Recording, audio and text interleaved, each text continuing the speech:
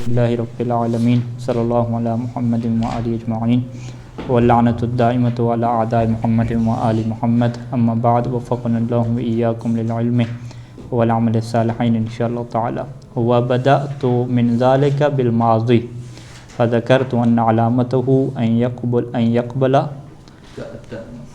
یقبل ہوتا ہے یا کیا ہوتا ہے یقبل ہوتا ہے یقبل قابل یقبل ان یقبل طاعت تانیث الساکنۃ۔ یہاں پہ مصنف نے یہ فرمایا تھا کہ فعل کے متعلق جو گفتگو ہے وہ دو طرح سے ہوگی۔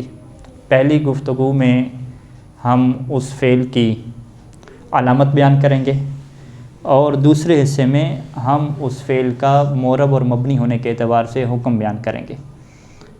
یعنی وہی اسم والی حالات ہیں کہ پہلے اسم کی علامت بیان کی، پھر اسم کی قسمیں، وہاں پہ کہا تھا کہ اسم کی دو قسمیں ہیں معرب اور مبنی۔ یہاں پہ یہ تعبیر نہیں استعمال کی کہ فعل کی دو قسمیں ہیں معرب اور مبنی، بلکہ یہاں پہ کہا کہ فعل کا حکم کیا ہے، ٹھیک ہے، فعل ماضی کا کیا حکم ہے، کیونکہ فعل ماضی ہمارے پاس معرب نہیں ہے، تو لہٰذا کہ یہ کہنا کہ فعل جو ہے وہ یا فعل ماضی جو ہے فعل ماضی یا معرب ہوگا یا مبنی ہوگا تو یہ بات درست پھر نہیں بنتی۔ تو لہٰذا یہاں پہ انہوں نے کیا فرمایا کہ ہم فعل ماضی کی علامت بیان کریں گے اور اس کے بعد ہم اس کا حکم بیان کریں گے کہ آیا یہ مبنی ہے یا معرب ہے، اگر مبنی ہے تو پھر کون سی حرکت پہ یہ مبنی ہے۔ فعل کی انہوں نے علامت جو بیان کی تو یہاں پہ وہی سوال، گزشتہ سوال کہ اسم کی تعریف بیان نہیں کی، علامت بیان کی، وہاں پر بھی یہی سوال ابن ہشام کے اوپر اٹھا تھا کہ بھئی آپ سیدھی سیدھا علامت ہمیں بیان کرنے کی بجائے تعریف سمجھا دیں تو ہمیں جلدی سمجھ آ جائے گا۔ تو انہوں نے کہا نہیں، تعریف کے چکر میں نہ پڑیں، اس میں مشکلات ہوں گی، آپ علامت کو دیکھیں تو علامت کے ذریعے سے آپ پہچان کرتے جائیں گے، ٹھیک ہے۔ یہاں پر بھی مصنف کی یہی پالیسی ہے کہ آپ جو ہے وہ فعل ماضی کی تعریف میں نہ پڑھیں کہ جس کا معنی مستقل ہو اور زمانہ کون سا اس کے ساتھ ہو، گزرا ہوا زمانہ لگا ہوا، ٹھیک ہے، اس تعریف میں آپ نہ پڑھیں بلکہ آپ سیدھا سیدھا علامت کے اوپر ہیں۔ یہ اس کی وجہ بھی یہی ہے کہ تعریف میں اگر پڑھیں گے تو اس میں پہچان مشکل ہو جائے گی کسی بھی فعل کی، اور آپ علامت میں دیکھیں گے تو علامت کے ذریعے سے آپ آسانی سے پہچان کر لیں گے۔ اب انہوں نے علامت کیا بیان کی؟ انہوں نے علامت بیان کی کہ جو فعل یا جو بھی کلمہ، بلکہ مطلقاً کلمہ بھی کہہ دیں، کہ تائے تانیث ساکنہ کو قبول کرے گا تو پہلے نمبر پہ تو یہ ثابت ہو جائے گا کہ وہ اسم اور فعل نہیں ہے، وہ اسم اور حرف نہیں ہے بلکہ وہ فعل ہے، اور دوسرے نمبر پہ یہ بھی ثابت ہو جائے گا کہ وہ فعل ماضی ہے، مضارع اور امر نہیں ہے۔ یعنی یہ جو علامت ہے، یہ علامت خود کلمہ کی اقسام میں سے فعل کو اسم اور حرف سے بھی جدا کرتی ہے، اور یہی جو علامت ہے وہ علامت کس کی بنتی ہے؟ فعل ماضی کی بھی بنتی ہے۔ اچھا، فعل ماضی کی علامت کیا ہے جی؟ تائے تانیث ساکنہ لگے گی۔ تو ہم نے وہی پالیسی یہاں پہ اپنائی کہ جب مصنف کچھ الفاظ زیادہ استعمال کریں گے تو ہر لفظ پہ رک کے یہ سوال ہوگا کہ یہ والا لفظ کیوں یہاں پہ لگایا ہے۔ تا کے ساتھ دو قیود کا اضافہ کیا، پہلی قید جو ہے وہ تانیث کی ہے اور دوسری قید ساکنہ کی ہے۔ تانیث کیوں لگائی؟ ٹھیک ہے، ہم کہیں گے کہ بھئی ماضی میں تو تا اور بھی بہت ساری ہیں، جیسے تائے مخاطبہ ہے ضربتا، ٹھیک ہے، ضربت ما میں ہے، ضربتے ہے، یعنی ضربت میں تائے ساکنہ، ضربتا میں تائے متحرک مفتوح، ضربتے میں تا جو ہے وہ مکسور ہے، اور کیا ہے جی؟ ضربتوں میں مضموم بھی ہے، ٹھیک ہے، یعنی تا کی ہمارے پاس بہت ساری ورائٹیز ہیں فعل ماضی میں۔ سب کو چھوڑ کے مصنف کی جو نگاہ کرم پڑی ہے وہ کس کے اوپر پڑی ہے؟ ساکنہ کے اوپر پڑی ہے۔ حالانکہ اگر آپ یہ غور کریں کہ جو باقی ہے ضربتا، ضربتو، ضربتے، وہ بھی کسی اسم کے ساتھ نہیں لگتی، ٹھیک ہے، حرف کے ساتھ بھی نہیں لگتی۔ وہ جو فاعل کی علامت ہے جو تائے تانیث کے ہٹ کے جو تائے خطاب ہے یا تائے متکلم ہے وہ بھی فعل ماضی کے ساتھ لگتی ہے، مضارع میں بھی نہیں لگتی، ٹھیک ہے، تو وہ بھی فعل کی کیا علامت ہے؟ تو ہم یوں کہہ دیتے، جیسا کہ کچھ لوگوں نے کہا کہ ہم یوں کہتے ہیں کہ فعل ماضی کی علامت تا الفاعل ہے، ٹھیک ہے، کام مختصر ہو گیا، وہ تا جو کیا ہو فاعل واقع ہو رہی ہو، وہ کیا علامت ہے؟ تو ٹھیک ہے ضربت میں تا فاعل واقع نہیں ہو رہی، ابھی سید حسین نے بتایا کہ یہ تا فقط علامت تانیث ہے، فاعل اس کے اندر پوشیدہ ہے، لیکن اسی ضربت کے ساتھ ضربت بھی تو لگے گا، ٹھیک ہے، ضرب تو بھی ہوگا، ضربتا بھی ہوگا، تو جب اس کے ساتھ تا فاعل لگ رہی ہے تو یہ بہترین علامت ہو جائے گی۔ تو انہی سے پھر ہمارا سوال ہوگا کہ بھئی آپ نے پھر تا فاعل کہا تو تا تانیث کو کیوں نہیں کہا؟ ٹھیک ہے، دونوں سوال ایک جگہ قائم رہ جائیں گے۔ واضح؟ یعنی مصنف نے کہا کہ تا تانیث ہونی چاہیے اور انہوں نے کہا کہ تا فاعل والی ہونی چاہیے۔ ہم کہیں گے بھئی آپ نے جب تا فاعل کہا تو پھر تا تانیث کی آپ نے ذکر نہیں کیا، مصنف نے تا تانیث کا ذکر کیا تو تا فاعل کا ذکر نہیں کیا۔ ٹھیک ہے، آپ کی علامت بھی درست ہے، تا فاعل والی، تانیث والی علامت بھی درست ہے، تو آپ کے پاس کیا پوائنٹ ہے کہ آپ کہتے ہیں کہ ابن ہشام کی بات کی بجائے ہماری بات کیا ہے، بڑی ما قلہ و دلہ کے معیار پہ پورے اترتی ہے؟ انہوں نے کہا بالکل ہم تا الفعل کہہ کے خاموش ہو جائیں گے، اگلی بات ہمیں کرنے کی ضرورت ہی نہیں ہے۔ اگلی بات کون سی؟ جو اگلی بات کس نے کی ہے؟ ابن ہشام نے کی ہے۔ تا و تانیث سے آگے انہوں نے کیا کہا؟ ساکنہ کہا۔ ساکنہ کی قید ہمیں لگانے کی ضرورت نہیں پڑے گی، ہم کہیں گے وہ ابن ہشام کو کیوں ضرورت پڑی ہے؟ انہوں نے کہا اس وجہ سے کہ تا تانیث جو ہے، جو مؤنث کی تا ہوتی ہے، وہ اسماء میں بھی ہمارے پاس لگتی ہے، جیسے ضاربن کہ مؤنث بنائیں کیا بنیں گے؟ ضاربتن، تو تا تانیث لگی یا نہیں لگی؟ مسلمن، مسلمن میں آپ مؤنث بنائیں مسلمتن، تا تانیث لگی یا نہیں لگی؟ تو سب لوگ اسے تا تانیث کہتے ہیں، کسی نے کہا کہ یہ تا تانیث نہیں ہے، تو مصنف کہیں گے اچھا تو میں نے کہا کہ فعل ماضی کی علامت تا تانیث ہے، اگر انہوں نے فوراً کہا کہ پھر ضاربتن بھی فعل ہو گیا، تا تانیث تو لگی ہوئی ہے اس کے اوپر، تو پھر مصنف نے کہا نہیں، میری مراد تا تانیث وہ والی ہے جو کیا ہو جی؟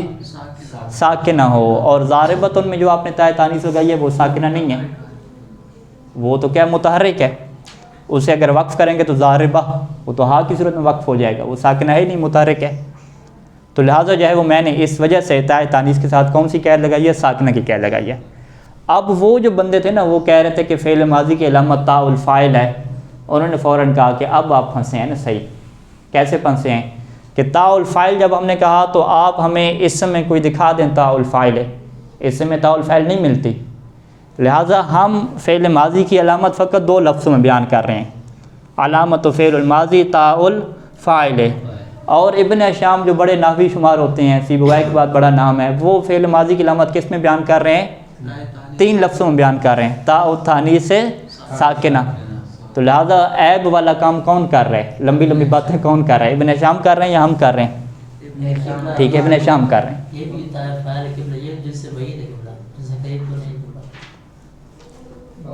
ان سے بعید قریب کے چکر کو چھوڑیں، آپ یہ بتائیں کہ تا الفاعل اسم میں لگتی ہے یا نہیں لگتی؟ نام لگتی ہے، لیکن قبلہ اس کو تشریح کرنے کے لیے قبلہ ہمیں بتانا پڑتا ہے، مضموع بھی ہوتی ہے، تا مقصور نہیں، تا فاعل جو بھی ہو، مضموع مقصور ہو، اس سے تو کوئی ہمیں غرض نہیں ہے، لیکن قبلہ یہ تو زیادہ خود ہے کہ اسم ہے قبلہ، ہاں ہم اس کو علامت کیسے قرار دے سکتے ہیں فعل کے لیے قبلہ؟ اسم علامت نہیں ہو سکتی کیا؟ فقط حرفی علامت ہو سکتی ہے، یہ حدیث عنہ ہے قبلہ، یہ تو حدیث عنہ ہوتا رہے، فعل کی ہم علامت بیان کر رہے ہیں نا، تو قبلہ اگر ہم تا ساکنہ رہیں قبلہ زیادہ خود ہی اس کی علامت بہترین بن سکتی ہے قبلہ، کیا چیز؟ فعل کی قبلہ، تو تا فاعل کیوں نہیں علامت بن سکتی؟ اس میں کیا مشکل ہے؟ قبلہ وہ خارج ہو رہی ہے، ہاں کیا چیز ہے؟ تانیث خارج ہو رہی ہے، تا تانیث خارج ہو جائے، تا تانیث کہنے سے یہ فاعل کی بھی خارج ہو رہی تھی نا، ساکنہ تو خارج ہو گیا نا قبلہ، تا تانیث ساکنہ خارج ہو جاتی ہے، اس سے ہم تا فاعل کہیں گے تو اس سے تا تانیث ساکنہ خارج ہو جاتی ہے، تو خارج ہو جائے کیا مسئلہ ہے؟ تا تانیث کہنے سے فاعل کی خارج ہو گئی تھی نہیں ہو گئی تھی؟ لیکن قبلہ ہم اس طرف سے آتے ہیں کہ انہوں نے کہا کہ یورف، یعنی یہ پہچان ہوتی ہے، یہ حصر نہیں کر رہے، یہ پہچان ہوتی ہے، مثلا کوئی بھی ہم فعل لے لیں گے اس پہ ہم دیکھیں گے اگر وہ تا تانیث سے ساکنہ کو قبول کرتا ہے وہ ہاں تو ہم یہی کام کریں گے، کوئی فعل لے لیں تا فاعل کو قبول کرتا ہے یا نہیں کرتا، بات ایک ہی جیسی ہے نا، ٹھیک ہے، واضح ہے؟ ہو جائے گا، یہ بڑے لوگوں نے بات کی ہے، الفیہ کی بات کر رہا ہوں، ٹھیک ہے، واضح۔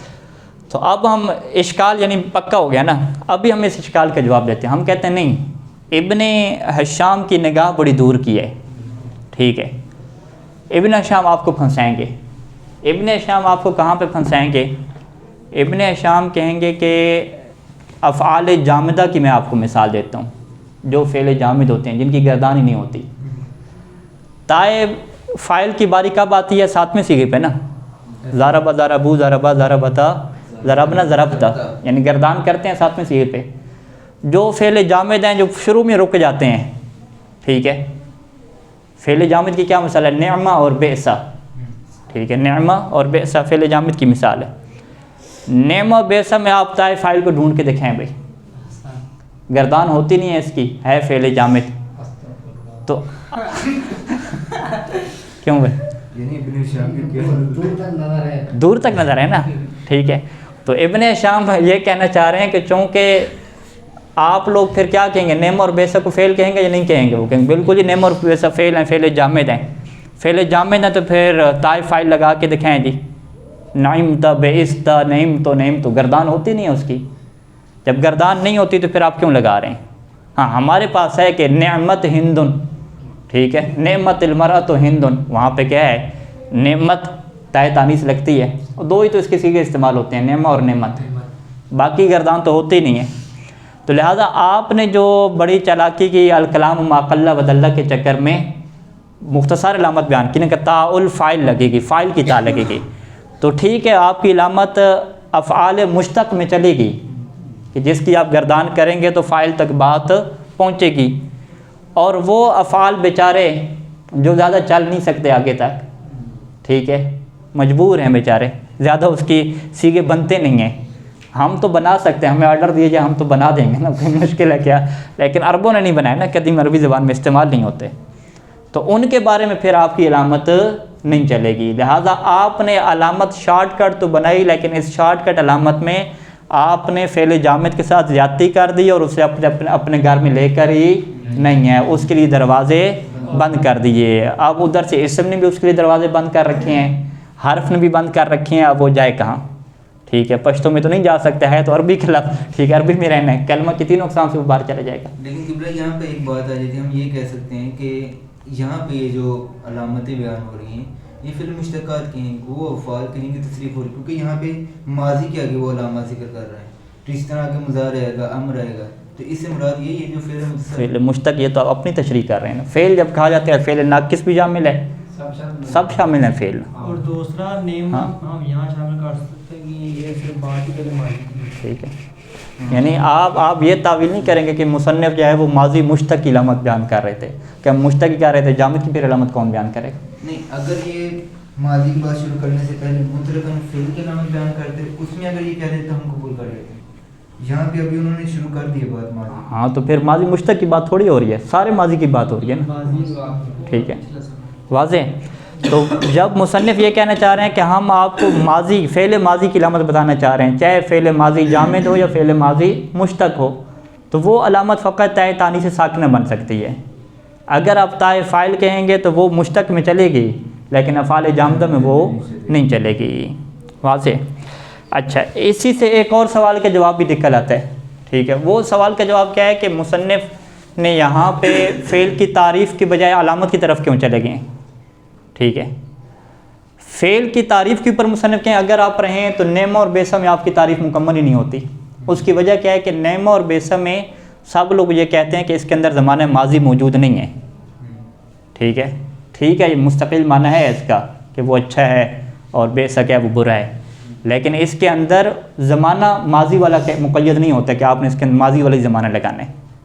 ٹھیک ہے، نعمت المرأۃ ہندن یا نعم الرجل محمد، کہ محمد اچھا بندہ تھا، یہ ترجمہ اس کا نہیں کرتے.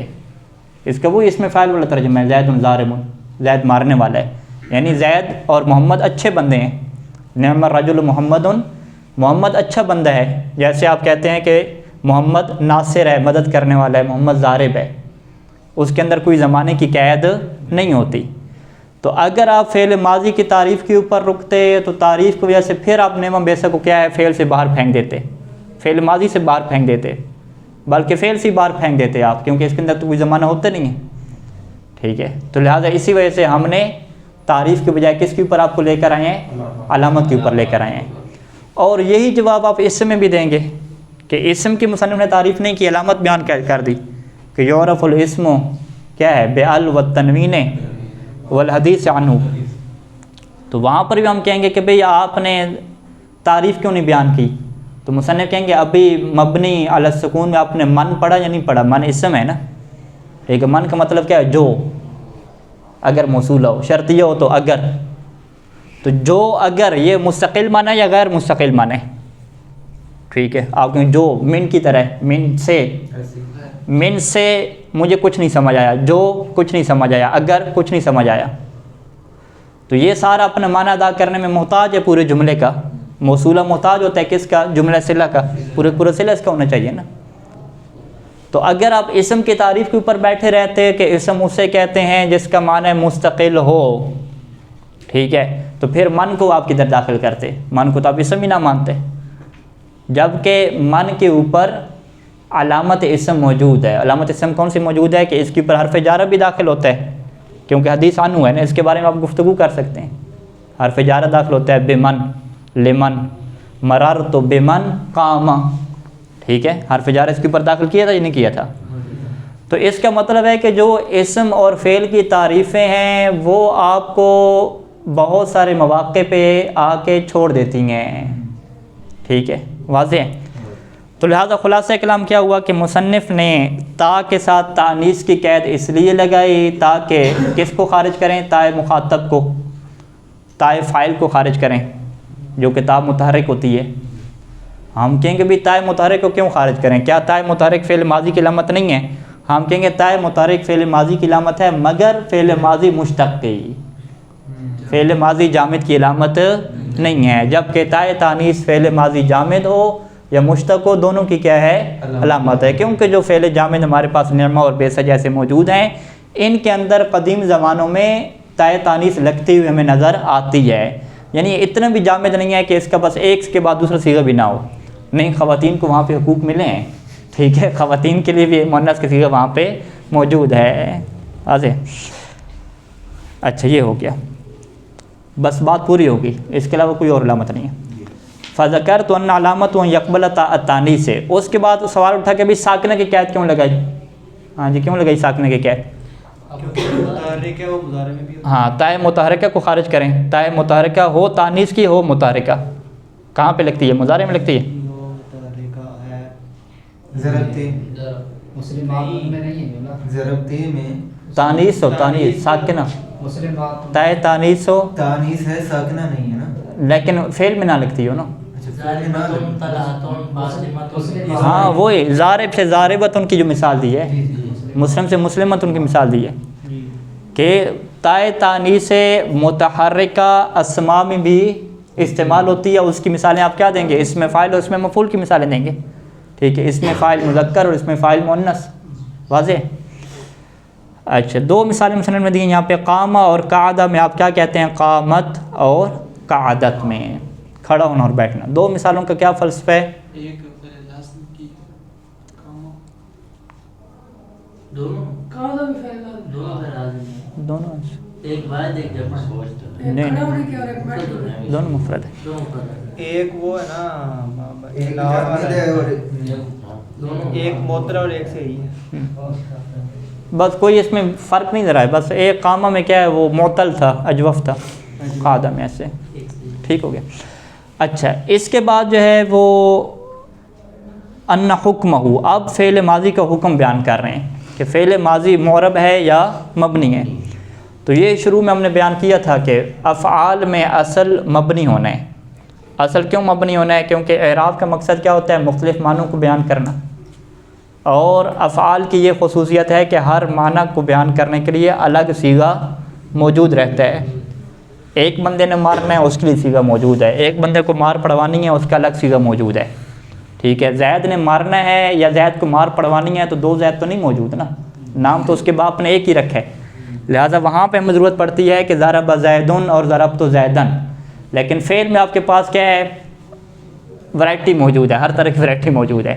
جب ہر طرح کی ورائٹی آپ کے پاس موجود ہے تو وہاں پہ کیا کہتے ہیں کہ معانی کے مختلف ہونے سے صیغے مختلف ہو جاتے ہیں. جب معنی کے مختلف ہونے سے پورا صیغہ ہی مختلف ہو گیا تو اعراب کے چکر میں پڑھنے کی کیا ضرورت؟ لہٰذا اسی وجہ سے کیا قانون بن گیا کہ الاصل فی الافعال البناء، کہ افعال میں اصل کیا ہے؟ بنا ہے، مبنی ہونا ہے.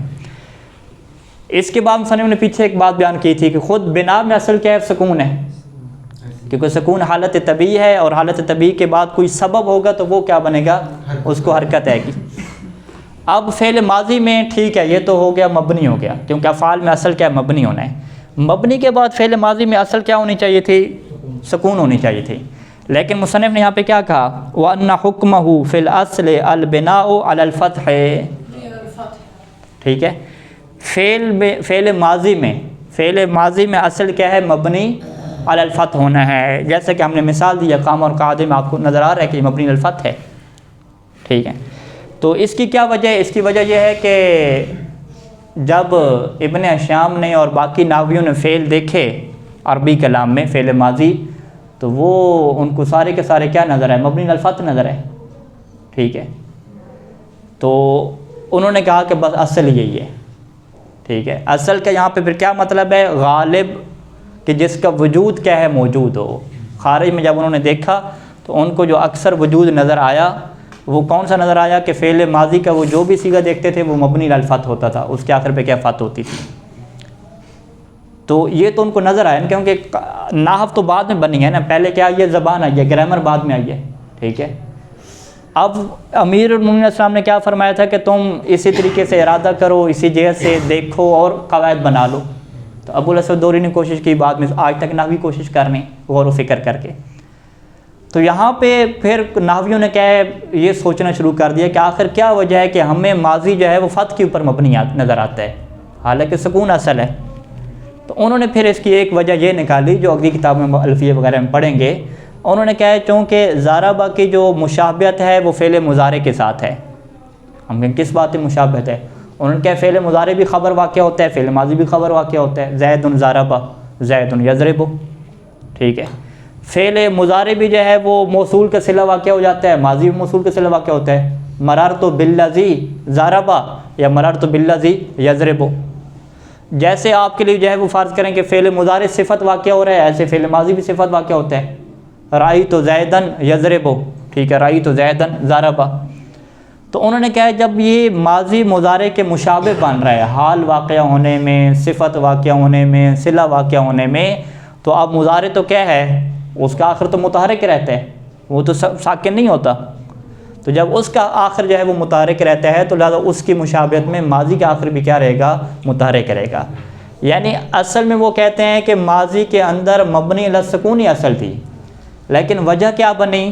اب یہ وجہ اللہ نے نہیں بتائی، ٹھیک ہے؟ خود ان کو جو سمجھ آئی، ان کی وجہ یہ بنی کہ چونکہ ماضی جو ہے وہ مضارع کی طرح ہمیں لگا بہت سارے حالات میں، تو لہٰذا اس کا اگر مبنی علی السکون کر دیتے تو پھر یہ مضارع کی طرح اسے ہم کہہ ہی نہیں سکتے تھے۔ مضارع کے آخر پہ تو سکون نہیں آتا، وہ تو متحرک ہوتا ہے۔ تو لہٰذا انہوں نے کہا کہ ماضی کو کیا کریں؟ مفتوح کر دیں، آخری اس کا کیا ہے؟ فتح لگا دیں۔ اور چونکہ یہی چیز غالب تھی، تو غالب ہونے کی وجہ سے انہوں نے کہا کہ ماضی کے اندر اصل کیا ہے؟ اصل کیا ہے؟ سکون نہیں ہے، بلکہ اصل کیا ہے؟ فتح کے اوپر اس کا مبنی ہونا ہے۔ لہٰذا ماضی کے مبنی علی الفتح ہونے کے اصل میں دو وجہ ہیں۔ یعنی ہم یہ کہیں کہ ٹھیک ہے ماضی مبنی علی الفتح ہے، یہ اصل کیوں ہے؟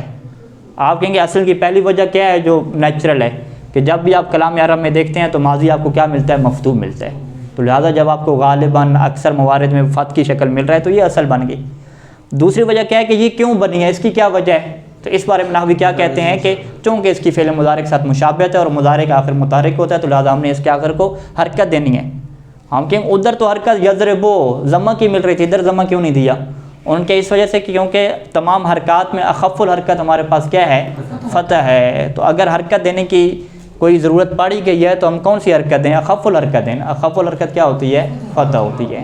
تو یہ اندازے ہیں نحویوں کے، جو امام وقت ظہور فرمائیں گے تو وہ اس رازوں کو کھولیں گے کہ اس کے پیچھے راز کیا تھے، اور ابھی تک سارے لوگ غور و فکر کر رہے ہیں اس زبان کے پیچھے اصل راز ہیں کیا۔ یعنی یہ جو ہم پڑھ رہے ہیں سب اندازے ہیں، کوئی روایت تھوڑی ہے، ٹھیک ہے؟ اب پھر آپ چھوڑیں، حضرت جبرائیل سے ڈائریکٹ آپ تک کریں۔ چھان بین میں لگے ہیں، غور و فکر۔ مولا علی کا حکم تھا انہوں حاضر نحو، جیسے ابو الاسود دولی نے عمل کیا ہم نے عمل کیا، باقی سارے نحوی عمل کر رہے ہیں۔ ابو علی الفارسی، الفارسی نحوی بڑا نام ہے، ایران کے پیدا ہوا ہے، فارسی ہے۔ وہ ایسا نحوی بنا کہ اس کے نظریات آج بھی ڈسکس ہوتے ہیں، ابو علی فارسی کا بھی ایک نظریہ ہے کہ آگے ابو علی فارسی کا جو تمام نحویوں سے اختلاف کرتے ہوئے کہتا ہے کہ آپ نے جو ہے وہ لیسا کو جو ہے فعل بنا کے رکھا ہوا ہے۔ لیسا کو فعل کیوں بنا کے رکھا ہوا ہے بھائی؟ لیسا کا معنی کیا ہے؟ نہیں کا معنی ہے نا، تو نہیں یہ معنی مستقل ہے غیر مستقل ہے؟ غیر مستقل معنی ہے۔ اور مولوی نے کیا فرمایا تھا کہ اسم وہ ہوتا ہے جو کسی کے بارے میں پوری خبر دے، جس کے بارے میں بات ہو سکے۔ نہیں کے بارے میں کیا بات ہو سکتی ہے؟ لہٰذا انہوں نے کیا لیسا فعل ہے ہی نہیں، لیسا حرف ہے، جیسے ما نافی حرف ہے نا ایسے لیسا ہی حرف ہے۔ وہاں پہ مصنف ابن شام کہیں گے وہ بھائی حرف نہیں ہے، لیست کے ساتھ تانی سے ساکن لگتی ہے، ہم اس کو فعل ماضی بنائیں گے، تو اختلاف ہے نحویوں کے اپنے، ٹھیک ہے۔ ذکر ہوا بھی مضارع ذکر ہوا کہ بلال صاحب کتاب نے پہلے فعل ذکر کیا، پھر امر ذکر کیا، پھر مضارع ذکر کیا، یہ مضارع کو آخر میں کیوں رکھا ہے؟ مضارع کے اندر دو زمانے ہیں، دو والوں کو آخر پہ رکھے نا، پہلے ایک ایک والوں کو لیں، ٹھیک ہے۔ ایک والوں میں امر کے اندر حال کیا ہے؟ فعل ماضی کے اندر ماضی کا زمانہ ہے، تو پہلے زمانہ ماضی ہوتا ہے، اس وجہ سے اس کو پہلے ذکر کریں، ٹھیک ہے۔ ہم یہ کہہ سکتے ہیں کہ بلا کہ ان دونوں میں ماضی اور امر میں اصل بنا پر کیا ہے، یہ کیا کہتے ہیں مبنی الاصل ہے، لیکن مضارع جو ہے مربع کے ہوتا ہے، تو مبنی کو پہلے رکھیں، یہ کہاں پہ لکھا ہوا؟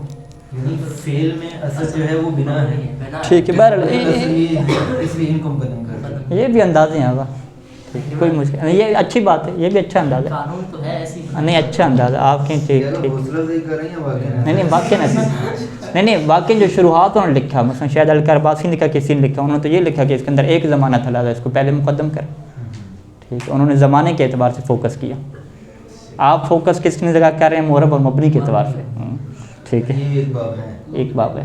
ادھر مصنف کے اوپر پچھلے درس میں اعتراض ہوا تھا نا، تو مبنی للسکون اصل تھا تو اس کو پہلے کیوں نہیں لکھا بھائی؟ ٹھیک ہے، ہاں تو وہ مصنف کہتے ہیں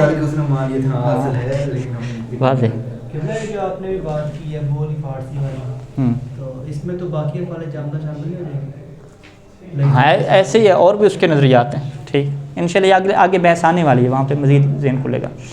اچھا اب جو ہے نا، یہ جب انہوں نے کہا کہ اس کی اصل مبنی للفتح ہونا ہے، وقد یخرج عنہ الی الضم، اب یہاں پہ ایک بڑی بحث ہے ابن شام کے اوپر، جو الفیہ میں ہے، اور ابن شام نے الفیہ کے اوپر ایک شرح لکھی تھی اوضح المسالک، وہاں پہ مصنف نے یہ لکھا کہ بھئی اصل یہی ہے کہ فعل ماضی مبنی الفتح ہوتا ہے، اور کہتے ہیں مبنی الفتح ٹھیک ہے، ضربہ میں آخر پہ کیا ہے؟ فتح ہے، ضربو میں با کے اوپر کیا آ گئی؟ ضمہ آ گئی، ٹھیک ہے، یہ پھر مبنی الفتح کیسے ہو گیا؟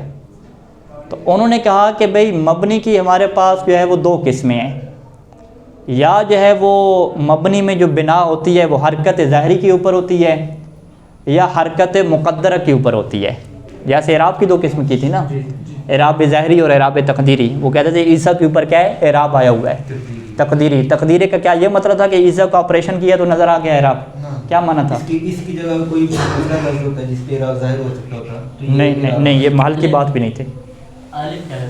الف کی بات ہے، وہ تقدیری کیا ہے کہ لولا الالف، ٹھیک ہے، اگر اس کے آخر پہ یہ الف مقصورہ نہ ہوتی تو لظہر الاعراب، اعراب ظاہر ہو جاتا، ٹھیک ہے۔ اسی طریقے سے ابن شام اور نحویوں کا کیا سمجھنا ہے کہ ضربو میں جو مقدر ہے وہ فتح مقدر ہے، وہ فتح کیوں مقدر ہے؟ کہ اگر یہ واو نہ ہوتی تو وہ فتح آتا، اب چونکہ واو آ گیا تو واو اپنے ماقبل حرکت مناسبت کو جاتی ہے، ٹھیک ہے، واو کیا جاتی ہے؟ مناسب حرکت کو جاتی ہے، تو اسی وجہ سے ہم نے کیا کیا جی؟ مناسب حرکت دینے کی خاطر اسے ظاہری طور پہ ضمہ دے دیا، تو وہ ضاربو کی ترکیب کیا کرتے ہیں؟ وہ کہتے ہیں ضاربا مبنی علی الفتح المقدرۃ علی آخرہ، ٹھیک ہے، پھر ظاہر کیوں نہیں ہوئی؟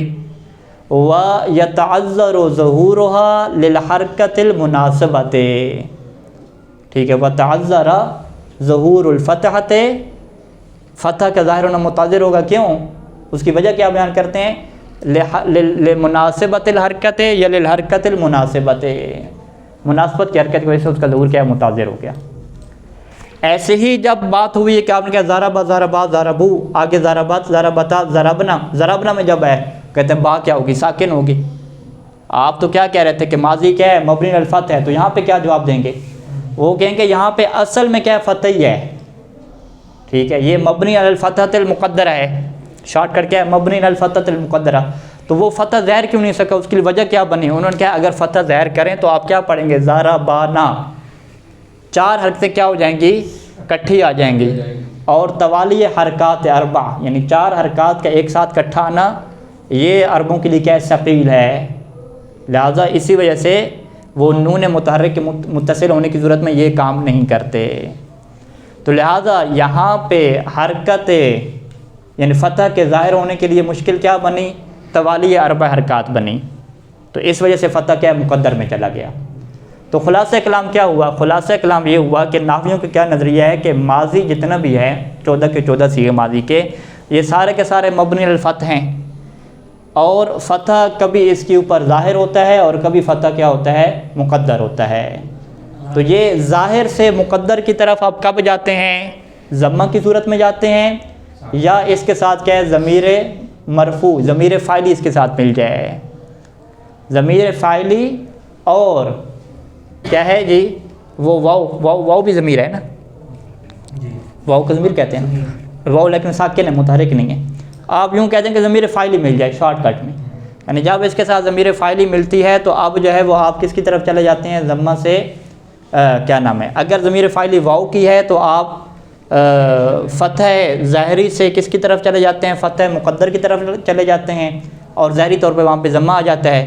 اور اگر وہ ضمیر کیا ہے واو کے علاوہ کوئی اور مل جائے, ضمیر فاعلی متحرک کوئی اور مل جائے, تو پھر وہاں پہ آپ فتح ظاہری کی نسبت سے فتح مقدر کی طرف چلے جاتے ہیں, اور ظاہری طور پہ وہاں پہ کیا آ جاتا ہے, سکون آ جاتا ہے. اگر ہم ایک قاعدہ بنا دیں کہ بلا کہ یہ سارے سیگے پہلے سیگے سے بڑھتے, اس لیے اس کی جو اصل مفتوح ہے, اس کی اصل کیا مفتوح ہے, اس کی وجہ سے باقی مقدر جو ہے مفتوح ہے. ہاں یہ شارٹ کٹ یوں کہہ دیں, نتیجہ یہی نکلے گا, نتیجہ ایک ہی ہے. اور دوسرا کہ آپ نے جو بتایا کہ فعل ماضی جو ہے اس کو ہم مضارع کے مشابہ, جس کی وجہ سے اس کو کیا دیں گے, اس کو فتح دیں گے. تو اصلا تو مضارع تو ماضی سے بڑھتا ہے کہ بلا, تو پھر اس پہ کیسے مشابہ دے سکتے ہیں اس کو؟ مشابہت کس بات میں ہے نا, ہر چیز مشابہت تو نہیں ہے نا. مشابہت کس میں, ماضی کی خبر واقع ہونے میں. جیسے مضارع خبر واقع ہوتا ہے ایسے ماضی خبر واقع ہوتا ہے, جیسے مضارع صلہ واقع ہوتا ہے ایسے ماضی صلہ ہوتا ہے. یوں مشابہت دیکھی جاتی ہے تھوڑی بہت. ہاں کہیں نہ کہیں مشابہت دیکھی جاتی ہے.